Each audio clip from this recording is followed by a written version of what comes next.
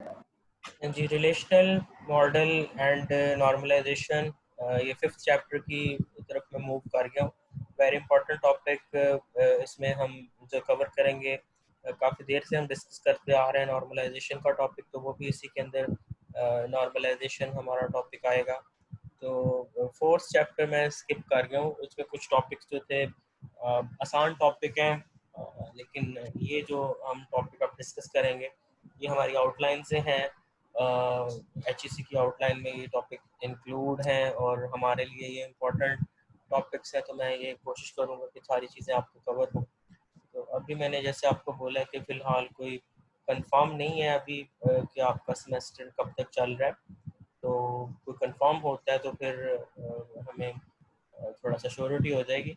तो मैं कोशिश मैं कर रहा हूँ कि हमारे जो मेन टॉपिक्स हैं जो इस सब्जेक्ट के लिहाज से इम्पोर्टेंट है, तो उन टॉपिक्स को मैं कवर कर रहा हूँ ताकि आप ये फ्यूचर में काम हो। सर डायरेक्ट फाइनल ही होंगे? मैं बता रहा हूँ कुछ कंफर्म नहीं है, कुछ भी अभी डिसाइडेड नहीं है, क्योंकि एकदम से इतनी बड़ी गैदरिंग करना भी मेरा ख्याल है पॉसिबल नहीं होगा। पहले तो वो खोलने के ऊपर ही डिसीजन ले रहे हैं कि कैसे खोलना है।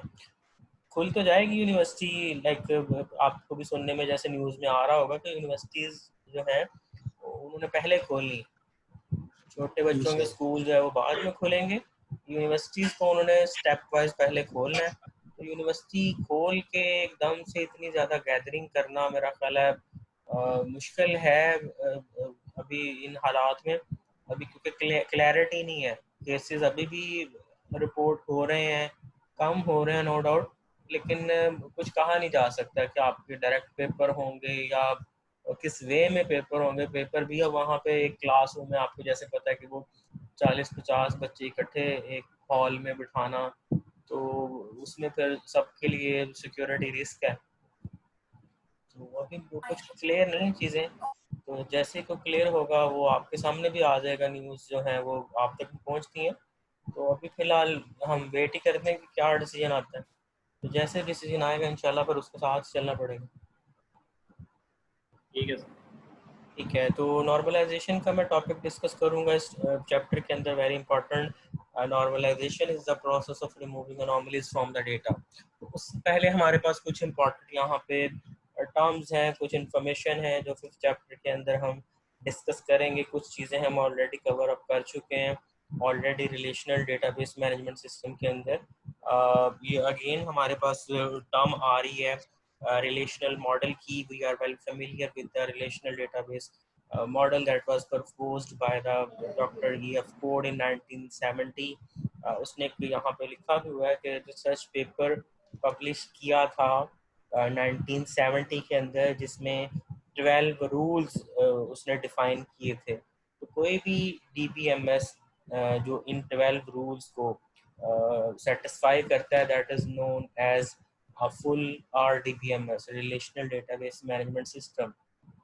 तो बेसिकली रिलेशनल मॉडल हम यूज़ करते हैं डेटा की इंटेग्रिटी को इंश्योर करने के लिए, डेटा की रिडेंडेंसी को कंट्रोल करने के लिए। तो वो 12 रूल्स क्या हैं, ये आगे पेजेस के ऊपर हमारे पास ये टॉपिक अगेन आ रहा है, तो हम उनको भी डिस्कस करेंगे। तो थोड़ा सा हमारे पास ये ऑब्जेक्टिव के अंदर आ सकता है कि कब प्रपोज हुआ था ये रिलेशनल डेटाबेस मैनेजमेंट सिस्टम।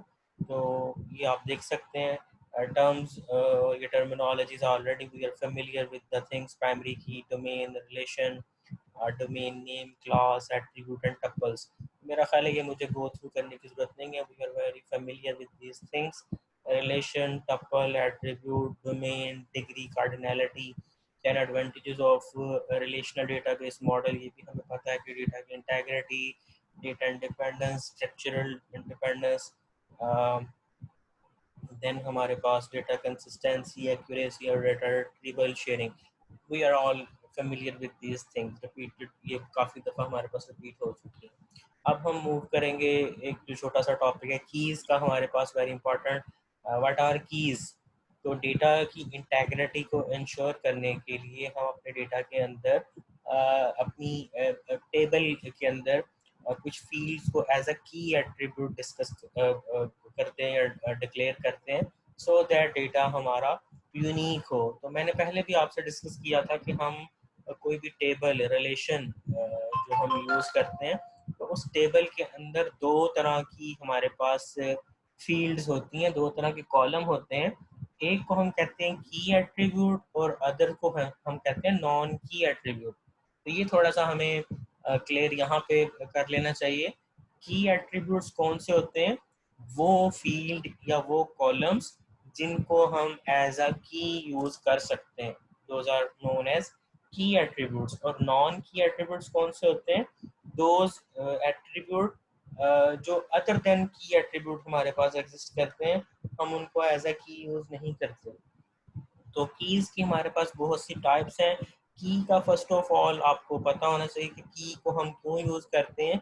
हमारे टेबल के अंदर एक या एक से ज़्यादा ऐसे एट्रीब्यूट्स जो डेटा को यूनिकली आइडेंटिफाई करने के लिए यूज हम करते हैं। तो एक कॉलम को जिसको हम डिक्लेयर कर देते हैं की का क्या क्या काम होगा कि उस कॉलम के अंदर वैल्यू एक दफ़ा जो आपने एंटर कर दी है वो रिपीट नहीं होगी।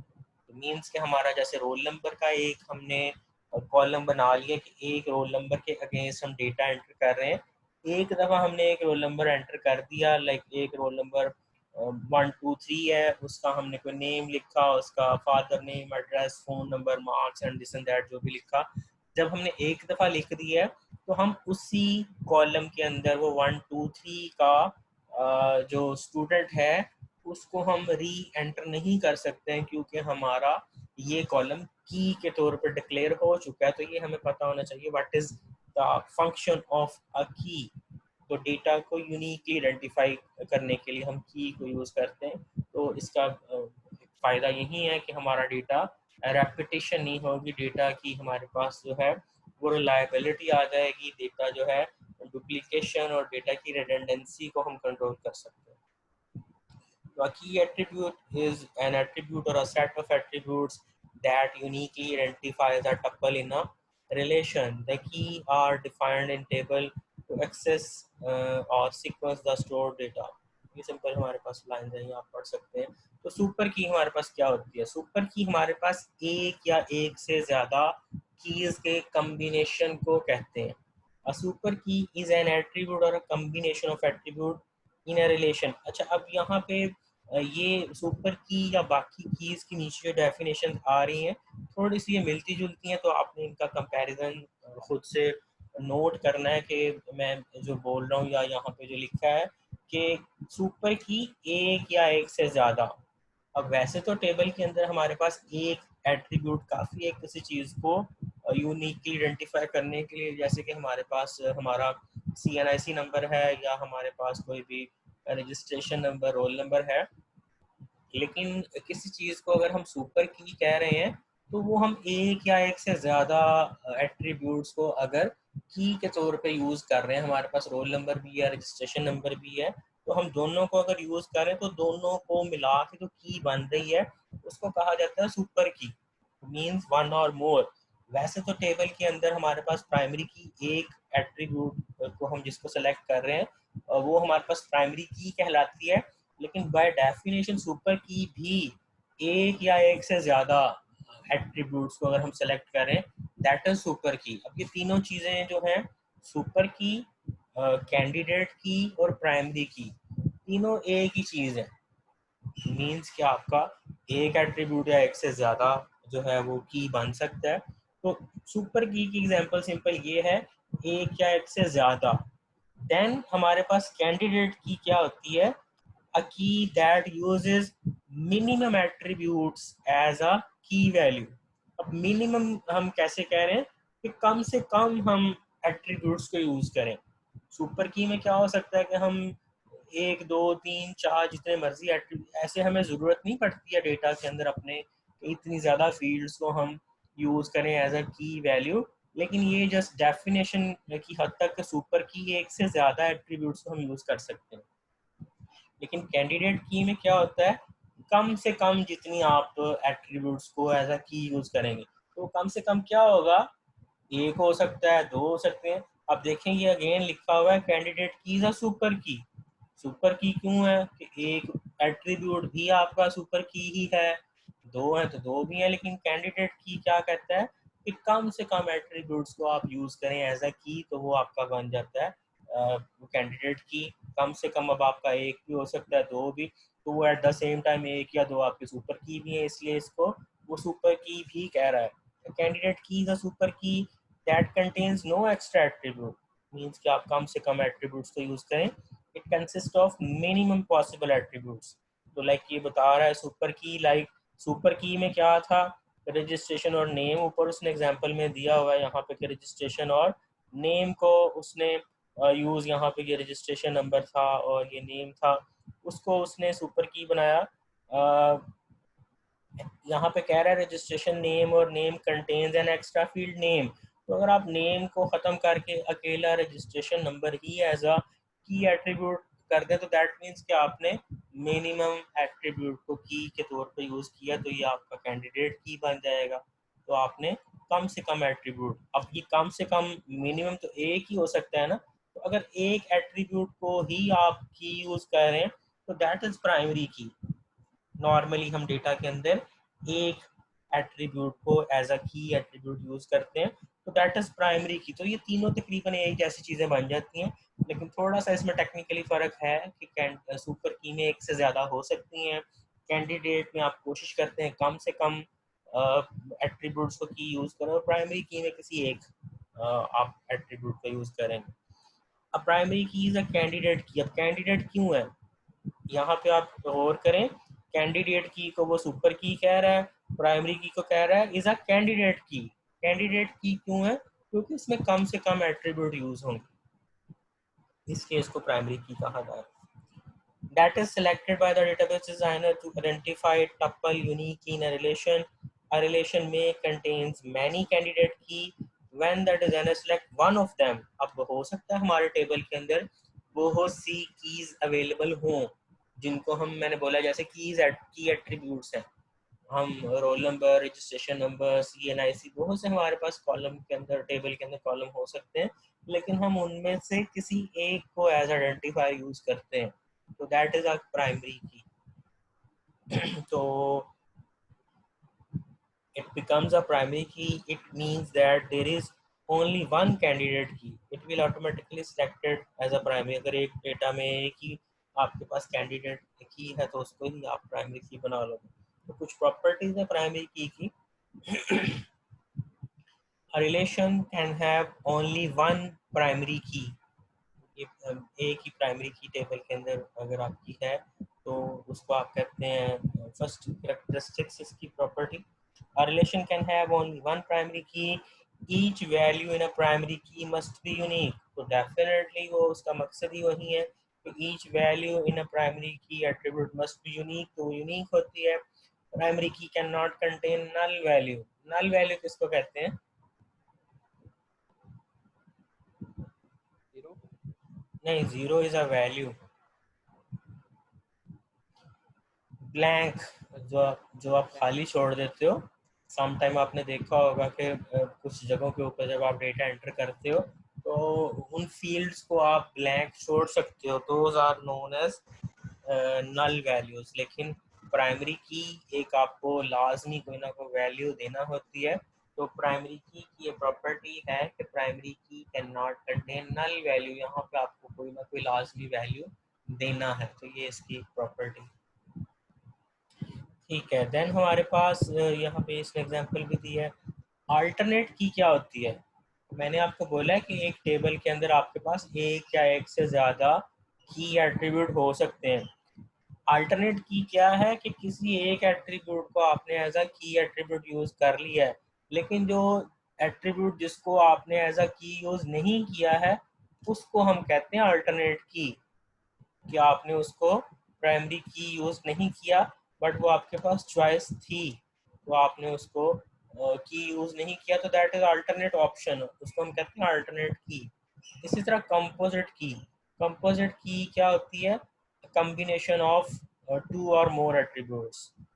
अगर आप एक प्राइमरी की बनाएं जिसमें आप दो या दो से ज़्यादा एट्रीब्यूट्स को कंबाइन करके एक प्राइमरी की बनाएं, तो that is a composite key. नीचे देख सकते हैं कि आपका स्टूडेंट रोल नंबर और सब्जेक्ट को मिला के एक की बनाई गई है, तो that is like simple combination of two or more. Then foreign key very important, जो हम नॉर्मली टेबल्स के अंदर दो टेबल्स या ज़्यादा टेबल्स को आपस में मिलाने के लिए यूज़ करते हैं। फॉरेन की क्या होता है कि मैंने आपको पहले भी हमने वहाँ पे प्रैक्टिकली भी इसको व्यू किया था कि दो टेबल्स को मिलाने के लिए आपके पास एक ही एट्रीब्यूट दोनों साइड पे होना चाहिए एज अ की एट्रीब्यूट। ये आप देख सकते हैं कि यहाँ पे भी ये प्राइमरी की है, इधर भी प्राइमरी की है, लेकिन हो सकता है अदर साइड पे अगर जब आप वन टू मैनी का रिलेशनशिप लगा रहे हैं तो ये आपके पास की ना हो, बट बोथ साइड पे आपके पास एक कॉमन एट्रीब्यूट होना चाहिए। फिर क्या होता है कि आपका एक मास्टर टेबल है और चाइल्ड टेबल है। जैसे ही मास्टर टेबल को आप चाइल्ड टेबल के साथ कनेक्ट करते हो तो मास्टर टेबल की जो की है उसको प्राइमरी की बोलेंगे, और चाइल्ड टेबल की को आप बोलेंगे फॉरेन की। तो ये आपका जो है एक पेरेंट और चाइल्ड का रिलेशनशिप बन जाएगा। अब यहाँ पे आप रेफरेंशियल इंटेग्रिटी को एनफोर्स करते हैं। रेफरेंशियल इंटेग्रिटी क्या होता है, अगर तो आपका यहाँ पे प्राइमरी टेबल के अंदर एक वैल्यू एग्जिस्ट कर रही है तो आपका चाइल्ड में एग्जिस्ट कर सकता है। ये आप देखें 1 2 3 है, यहाँ पे भी 1 2 3 ही है, यहाँ पे 4 नहीं है। 4 यहाँ पे या 5 6 7 क्यों नहीं है, वो यहाँ पे नहीं है रोल नंबर। तो मीन्स जब तक आपका पेरेंट टेबल के अंदर एक वैल्यू अगेन एग्जिस्ट कर रही है तो वो चाइल्ड में कर सकती है, अगर पेरेंट में कोई एंट्री नहीं है तो चाइल्ड में एंट्री वो नहीं कर सकती। तो यहाँ आप देख सकते हैं पेरेंट टेबल के अंदर जस्ट स्टूडेंट की इंफॉर्मेशन है और यहाँ पे उसके सब्जेक्ट के मार्क्स हैं। तो मार्क्स तभी किसी स्टूडेंट के एंटर हो सकते हैं जब उसकी एग्जिस्टेंस प्राइमरी टेबल के अंदर है। इसको कहते हैं रेफरेंशियल इंटेग्रिटी। दो चीज़ों का आपस में आपने लिंक जो करवाया that is based on the referential integrity. नीचे भी आ रहा है, अगेन इसको पढ़ लेंगे।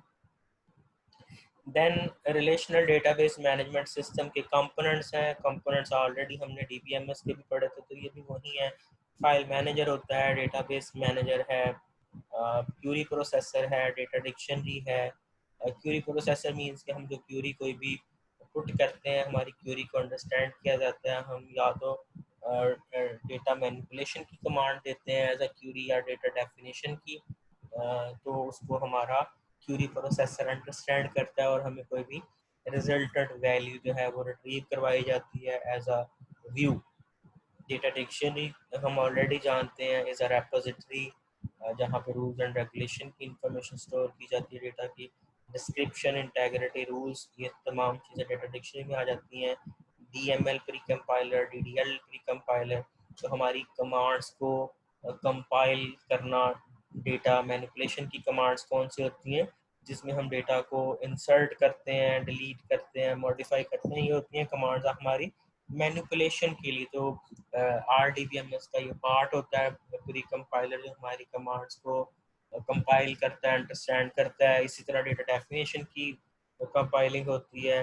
इंफॉर्मेशन जब हम कोई भी क्रिएट करते हैं, डेटा जो है हम बताते हैं which fields they contain, who have access rights to this file. तो क्रिएशन से रिलेटेड कमांड्स हम डेटा डेफिनेशन में लिखते हैं और मैनिपुलेशन से रिलेटेड प्री कंपाइलर में। ये हमारे जो है एसक्यूएल का नेक्स्ट इंशाल्लाह हमारा टॉपिक आएगा, वहाँ पे ये हम देखेंगे भी कि हमारी डीडीएल की कमांड्स कौन सी हैं और हमारी डीएमएल की कमांड्स कौन सी हैं। एसक्यूएल एक फुल फ्लैज हमारा बुक है, एज अ सब्जेक्ट भी पढ़ा जाता है ये। तो उसकी हम कमांड्स जो हैं, कुछ कॉमन कमांड्स या इम्पोर्टेंट कमांड्स हमारे इस कोर्स का पार्ट है, इंशाल्लाह हम उसको भी गो थ्रू करेंगे। तो ये उसके कंपोनेंट्स आ गए RDBMS के। देन रिलेशनशिप की रिलेशंस की कुछ टाइप्स। रिलेशन किसको कहते हैं, टेबल। तो बेस टेबल हमारा कोई भी मेन टेबल, लाइक एक बिगर टेबल है, उसको हम कहते हैं base table. A base table is a table that exists in a database. It is a table that is created by the user. हम students के table की बात कर रहे हैं, तो that is a base table. अब उस बेस टेबल में से हमारा क्यूरी रिजल्ट क्या होता है, नेक्स्ट हमारे पास क्यूरी रिजल्ट। हम एक क्यूरी पुट करते हैं कि we need those students who obtained 60 marks या 60 से अबव मार्क्स, तो हमें वो क्यूरी का रिजल्ट मिलेगा। क्यूरी क्या होती है? क्यूरी को हम कहते हैं, query is a question you ask about your data.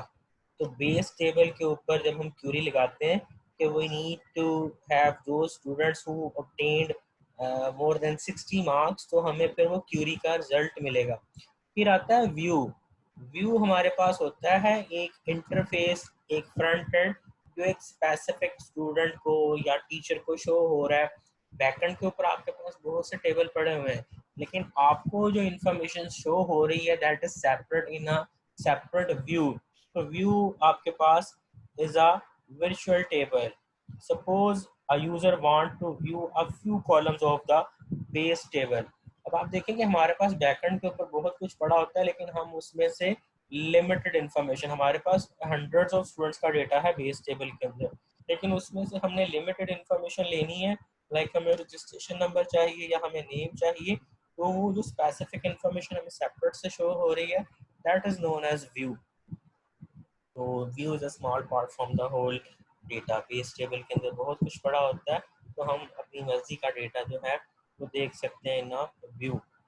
Then हमारे पास एडवांटेजेस ऑफ व्यू है, लाइक सिक्योरिटी। हम अपने स्टूडेंट पोर्टल या उसकी बात करें, कोई भी अकाउंट की बात करें, तो हमारा अकाउंट जो है वो हमारे डेटा को शो कर रहा है, सिक्योरिटी हमें मिल रही है, we are authenticated user name और पासवर्ड हमारे पास अवेलेबल है।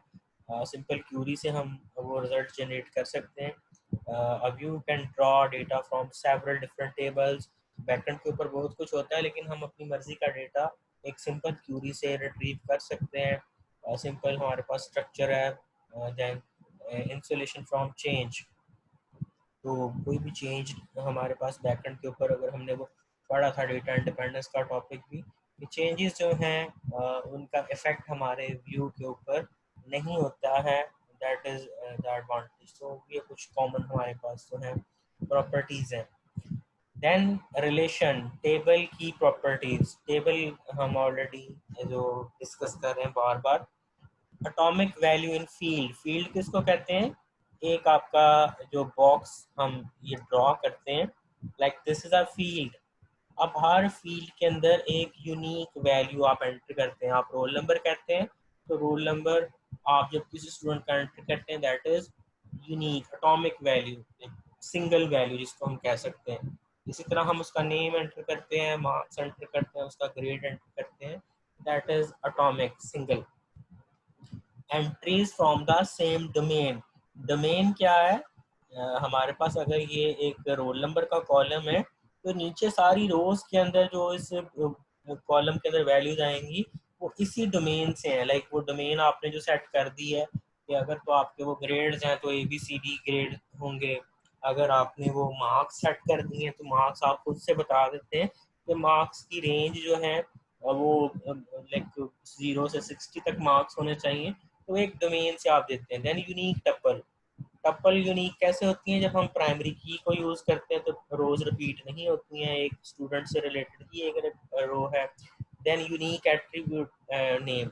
आपको पता है कि एट्रीब्यूट एक कॉलम के एक टेबल के अंदर एक ही होता है, यूनिक होता है, वो सेम नेम से एग्जिस्ट नहीं कर सकता। Then insignificant attribute sequence. Table के अंदर आप जब कॉलम्स कोई भी बनाते हैं, तो कोई भी कॉलम किसी भी सीक्वेंस में आप लिख सकते हैं। लाइक आप पहले रोल नंबर लिखें, नेम, फादर नेम, एज या कुछ भी। अब वो फादर नेम आप वो एंड पे भी लिख लें कहीं जाके, 7वां 8वां कॉलम।